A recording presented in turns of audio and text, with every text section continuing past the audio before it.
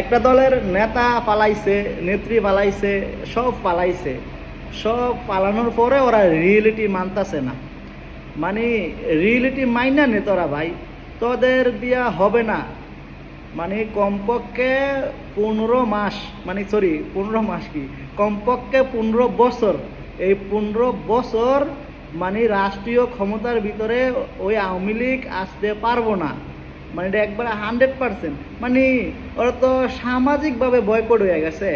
মানে আগে তো এই রাজধানীতে ছিল যে এরকম, এখন সামাজিকভাবে ওরা মানে এই বয়কট হয়ে গেছে গা। এখন ওদের সম্ভব না। যেই এলাকার যেই নেতাগুলো আছে ওদের উচিত যে যে কোনো একটা দলের লগে